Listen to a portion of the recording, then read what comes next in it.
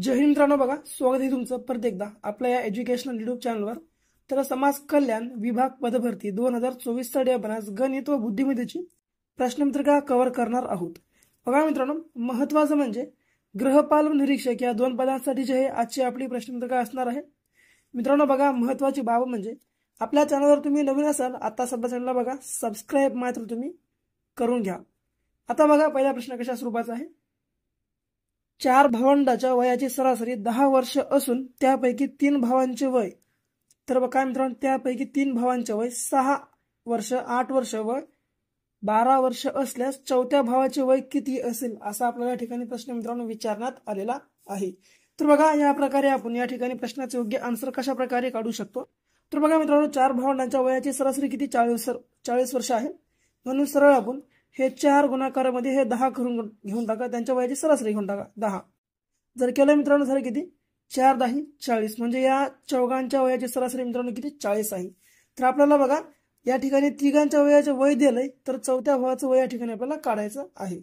आता बघा या आपण तिघांचं वय एकूण किती आहे बघा 6 आहे, दुसऱ्याचं 8 आहे आणि तिसऱ्याचं 12 आहे, तर चौथ्याचं आपल्याला काढायचं आहे।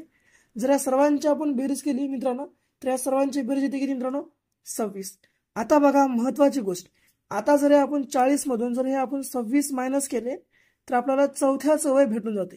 जर या 40 मधून आपण आता 26 जर समजा मायनस केले तर उरते किती मित्रांनो 14, म्हणजेच बघा चौथ्या भावाचं वय किती असणार आहे बघा 14 वर्ष। आपल्या प्रश्नाचे योग्य आन्सर या ठिकाणी असणार आहे बघा पर्याय क्रमांक क, आपल्या प्रश्नाचे योग्य आन्सर या ठिकाणी असणार आहे। पुढे बघा प्रश्न क्रमांक दुसरा।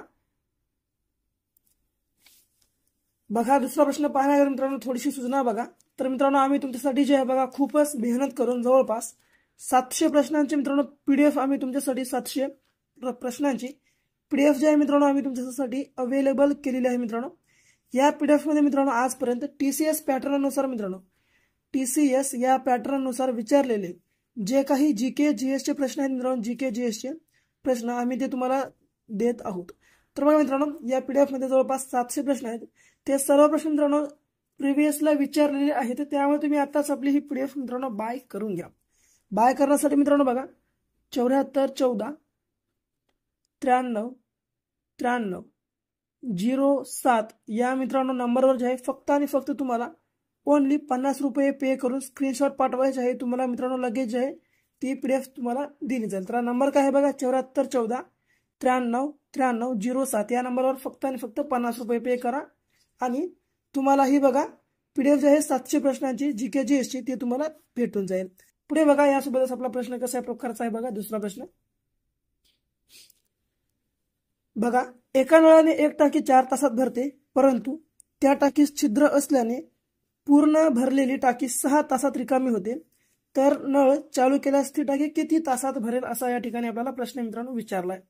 तर काय एका नळाने मित्रांनो एक टाकी 4 तासात भरते, परंतु त्या टाकी जी आहे मित्रांनो छिद्र असल्याने पूर्ण टाकी भरलेली जी आहे ती टाकी 6 तासात रिकामी होते, तर नळ चालू केल्यास किती, तर मित्रांनो किती नळ चालू केल्यास ती टाकी किती तासात भरेल असा या ठिकाणी आपल्याला प्रश्न विचारलाय। तर बघा मित्रांनो पहिलं भराली मग पुन्हा रिकामी व्हाली, त्यामुळे सरळ तुम्ही पहिल्या सुरुवातीला काय करा हे 4 घ्या सुरुवातीचं, मग पुन्हा याच्या गुणाकारामध्ये मित्रांनो 6 घ्या, 4च्या गुणाकारामध्ये हे 6 घ्या, मग छेदामध्ये मित्रांनो सरळ या 6 मधून हे 4 मायनस करा। आता बघा मित्रांनो हे 6 चौक, आता बघा मित्रांनो सरळ जर आपण हे 4 गुणिले 6 केलं तर झाले किती 4 सख 24 आणि या मित्रांनो 6 मधून जर 4 गेले उरले किती 2। आता बघा बे एक बे दोन्ही 4, म्हणजेच किती मित्रांनो 12 तासामध्ये जी आहे ती टाकी पूर्णपणे भरेल। आपल्या प्रश्नाचे योग्य आन्सर या ठिकाणी पर्याय क्रमांक ड 12 तास हे असणार आहे। पुढे बघा प्रश्न क्रमांक तिसरा। बघा मित्रांनो तिसरा प्रश्न कसा आहे, तर कारगिलच्या युद्धात तोफेतून टायगर हिलवर असलेल्या शत्रूंवर टाकलेला गोळा 3.5 सेकंदात 105 किलोमीटर अंतर तोडतो, तर त्या गोळ्याचा प्रति सेकंद वेग किती असा या ठिकाणी आपल्याला प्रश्न विचारला गेला आहे। तर बघा कारगिलच्या युद्धामध्ये मित्रांनो तोफेतून टायगर हिलवर असलेल्या शत्रूंवर टाकलेला गोळा 3.5 सेकंदात 105 किलोमीटर अंतर तोडतो, तर त्या गोळ्याचा प्रति सेकंद वेग आपल्याला या ठिकाणी मित्रांनो काढायचा आहे। तर बघा आपण या ठिकाणी कशा प्रकारे त्या प्रश्नाचे योग्य आन्सर जे आहे मित्रांनो काढू शकत्या। तर या ठिकाणी बघा 105 किलोमीटर अंतर तो गोळा तोडत आहे, म्हणून 105 किलोमीटर घेऊन टाका। आणि मित्रांनो बघा आता याच्या छेदामध्ये हे 3.5 घेऊन टाका सर्व मित्रांनो, 3.5। आता बघा मित्रांनो 105 ला 3.5 न भागणं अशक्य आहे, कारण इथं पॉईंट आहे, त्यामुळे सरळ इथं मित्रांनो वरी 1 0 ठेवून घ्या अंशामध्ये आणि ह्या छेदातला 1 पॉईंट कट करा। आता आलं किती मित्रांनो, वरी आलं किती बघा 105 0 आणि खाली आलं मित्रांनो 35। आता बघा याला आपण 7 ने भाग देऊ मित्रांनो, 7 5 35, परत 7 1 7 उरले किती मित्रांनो 3, परत 7 5 35 आणि हे 0 जसे असतं तसं, म्हणजेच 150/5 या ठिकाणी आपल्याला मिळाले। आता बघा 5 त्रिक 15 आणि ह्या समोरचा 0 जशास तसा, म्हणजेच पर्याय क्रमांक ब 30 सेकंद हे आपल्या प्रश्नाचे योग्य आन्सर असणार आहे। बघा किती, तर प्रति मित्रांनो किती वेग त्याचा किती असणार आहे मित्रांनो प्रति सेकंद, तर 30 मीटर हा असणार आहे, तुम्हाला लक्षामध्ये ठेवायचा आहे। पुढे बघा प्रश्न क्रमांक 4 बघा 4था प्रश्न, 30 मजुरांना एका इमारतीचे काम करण्यास 18 दिवस लागतात, तर तेच काम 20 दिवसात पूर्ण करण्यास किती मजूर लागतील असा या ठिकाणी मित्रांनो आपल्याला प्रश्न विचारला। तर बघा 30 मजुरांना एका इमारतीचे काम करण्यास 18 दिवस लागत आहेत, म्हणून सरळ तुम्ही हे 30 गुणाकारामध्ये 18 घ्या आणि छेदामध्ये मित्रांनो हे उरले किती 20 घेऊन टाका। आता बघा हा 1 0 कट करा, हा 1 0 कट करा, बे 1 बे 92 18 3 गुणाकारामध्ये जर 9 केलं 3 9 झाले किती मित्रांनो 3 9 27, म्हणजेच मित्रांनो बघा या ठिकाणी आपल्याला 3 9 27 मजूर मित्रांनो या ठिकाणी आपल्याला लागत आहेत। बघा 3 9 27 मजूर या ठिकाणी आपल्याला लागत आहेत। तर बघा मित्रांनो आपल्याला या ठिकाणी जे पर्याय आहेत ते जरासे चुकीचे पडले आहेत, परंतु तुम्ही काळजी वगैरे करू नका। या ठिकाणी आपल्या प्रश्नाचे योग्य आन्सर किती मित्रांनो, तर 27 मजूर या ठिकाणी बघा आपल्याला लागणार आहेत, लक्षामध्ये ठेवून घ्या 27 मजूर। पुढे बघा प्रश्न क्रमांक 5 तर बघा 5वा प्रश्न कशा प्रकारचा आहे, जर 0.75 चा संबंध x शी असेल तर 5 चा संबंध 8, तर x ची किंमत काढा अशा या ठिकाणी आपल्याला प्रश्न मित्रांनो विचारलाय। तर बघा या ठिकाणी आपण कशा प्रकारे योग्य आन्सर आपला काढू शकतो, तर सरळ मित्रांनो तुम्ही हे 0.75 घ्या, याच्या छेदामध्ये हे x, आता बरोबर हे 5/8 तुम्ही घेऊन टाका, 5 8 जे आहे 5/8। आता बघा मित्रांनो याचा जर आपण आडवा गुणाकार केला तर कशा प्रकारे आपल्याला भेटतं, सरळ जर हे 5 गुणे जर x केलं झालं किती मित्रांनो 5x बरोबर हे 0.57 याच्या गुणाकारामध्ये आलं 8। आता बघा मित्रांनो सरळ जर आता आपण हे सरळ मांडून घेऊ, सरळ x बरोबर 0.75 याच्या गुणाकारामध्ये हे आलं 8 आणि याच्या छेदामध्ये आलं हे मित्रांनो 5 आला। आता बघा मित्रांनो या ठिकाणी जे आहे तुम्ही इथं पॉइंटचा विचारच करू नका, या पॉइंटचा तुम्ही विचार करू नका, सरळ सरळ या ठिकाणी तुम्ही जे भागाकार करून घ्या। तर बघा 5 1 5 5 1 5 उरलं किती मित्रांनो वरी 2 उरलं, सरळ 5 5 25। आता बघा मित्रांनो आलं किती 15 गुणाकारामध्ये 8 आलेला आहे, जर केला आपण 15 गुणाकारामध्ये 8 15 8 मित्रांनो सरळ किती 15 8 120, परंतु 120 आपल्या प्रश्नाचे योग्य आन्सर नाही। तर मित्रांनो बघा आता या ठिकाणी आपण या पॉइंटचा विचार केला नाही तर किती बघा हे पॉइंट किती संख्यानंतर आहे बघा 1 2 आहे, म्हणून सरळ 2 संख्या सोडून पॉइंट देऊन टाका, 1.20 हे आपल्या प्रश्नाच्या ठिकाणी योग्य आन्सर असणार आहे। बघा पर्याय क्रमांक अ आपल्या प्रश्नाचे या ठिकाणी योग्य आन्सर असणार आहे। पुढे बघा प्रश्न क्रमांक 6 बघा पुढे 6वा प्रश्न, 12% व्याजाने 4 वर्षात 408 रुपये व्याज झाले तर मुद्दल किती रुपये होईल असा प्रश्न आपल्याला विचारला। तर बघा 12% व्याजाने 4 वर्षामध्ये 408 रुपये व्याज झाले तर मुद्दल किती रुपये होईल असा या ठिकाणी आपल्याला मित्रांनो प्रश्न विचारला। तर बघा या ठिकाणी मित्रांनो व्याज किती झाले मित्रांनो 4 वर्षामध्ये 408 रुपये झाले, म्हणून सरळ तुम्ही 408 रुपये व्याज घ्या। आता याच्या बरोबर मित्रांनो एकूण बघा किती, तर 12% व्याजाने 4 वर्षामध्ये एकूण किती मुद्दल झाली ते आपल्याला काढायचं आहे।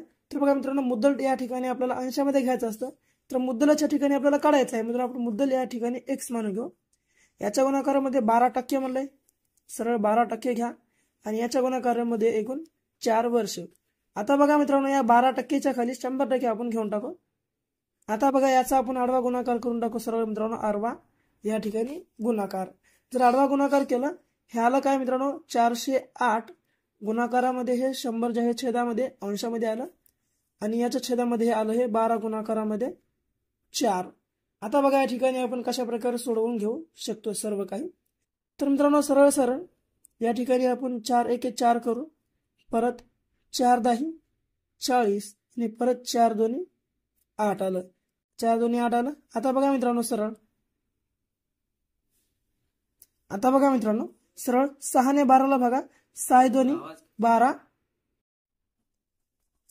पुढे बघा 6 एके 6, मग उरलं किती मित्रांनो 4, 6 7 42 आलं किती मित्रांनो 7 वरी 17 आलं वरी.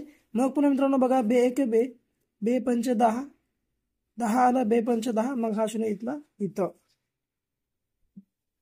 मित्रांनो आता जर आपण सरळ हे 17 गुणाकारामध्ये जर 50 केलं तर येतं किती मित्रांनो बघा आपल्याला ठिकाणी 850 रुपये या ठिकाणी आपल्याला येतं बघा 850 रुपये.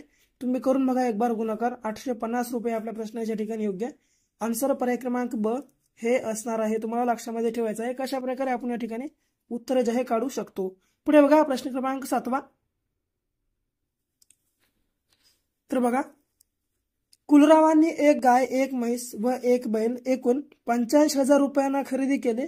गाय, म्हैस, बैल यांच्या किंमतीचे गुणोत्तर 4:8 8:5 असे असेल तर बैलाची किंमत किती असा आपल्याला प्रश्न विचारलाय. तर बघा प्रश्न समजून घ्या. कुलरावांनी एक गाय, एक म्हैस व एक बैल एकूण 85,000 रुपयांना खरेदी केले. तर गाय, म्हैस व बैल यांच्या किंमतीचे गुणोत्तर 4:8 8:5 असेल तर बैलाची किंमत किती. तर बघा मित्रांनो गुणोत्तर प्रमाण या ठिकाणी आपण पहिला मांडून घेऊ. तर बघा या ठिकाणी मित्रांनो आपण या तिन्हींचे बी जे गुणोत्तर आहे या ठिकाणी मांडून घेतले. तर 4चं गुणोत्तर गायचं गुणोत्तर 4, म्हैसचं 8 व बैलाचं किती आहे 3. तर बघा आपल्याला या ठिकाणी आता पहिल्या सुरू प्रकारे मित्रांनो कशा प्रकारे आपण या ठिकाणी प्रश्नाचे योग्य आन्सर काढू शकतो. बघा या ठिकाणी सर्वप्रथम या तिन्ही गुणोत्तराची आपण बेरीज करून घेऊ. 4 8 झाले किती मित्रांनो 12, 12 5 किती झाले 17. आणि या ठिकाणी आपल्याला मित्रांनो त्यांची एकूण गाय, बैल व म्हैस या तिघांची एकूण खरेदी किंमत किती आहे 85,000 आहे. म्हणून या ठिकाणी आपण सर्व मित्रांनो 85,000 जे आहे घेऊन टाकू. अंशामध्ये 85,000 घेऊन टाका.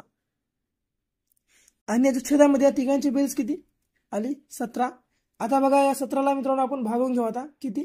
तर 17 एके 17, 17 5 85 आलं किती मित्रांनो 5,000 आले. या ठिकाणी आपल्याला उत्तर किती 5,000 भेटलं. परंतु हे शेवटचं आन्सर नाही. तर आपल्याला या ठिकाणी बैलाची किंमत विचारली. तर बैलाचं गुणोत्तर किती आहे मित्रांनो 5 आहे म्हणून 5 घ्या. सरळ आता बघा 5 5 25 आणि समोरचे 3 शून्य जशाच तशी म्हणजेच 25,000 आपल्या प्रश्नाचे योग्य आन्सर असणार आहे. बघा बैलाची किंमत किती 25,000 ही असणार आहे. तुम्हाला लक्षामध्ये ठेवायचं आहे कशा प्रकारे आपल्या प्रश्नाचे योग्य आन्सर आपण काढू शकता. पुढे बघा. तर मित्रांनो बघा हा जो 8वा शेवटचा प्रश्न आहे एक चल समीकरण सोडवा. या प्रश्नाचे योग्य आन्सर तुम्हाला सर्वांना आपल्या कमेंट बॉक्समध्ये जे मित्रांनो तुम्हाला कळवायचे आहे. आणि बाकी आपला व्हिडिओ वगैरे कसा वाटला ते सुद्धा आपल्या कमेंट बॉक्समध्ये कळवा. आणि मित्रांनो आपल्या चॅनलला आतापर्यंत सबस्क्राईब केलं नसेल आता आपल्या चॅनलला सबस्क्राईब करून घ्या. तर भेटू परत अशा नवीन व्हिडिओ सोबत. तोपर्यंत बघत राहा आपला आवडतं युट्यूब चॅनल. धन्यवाद.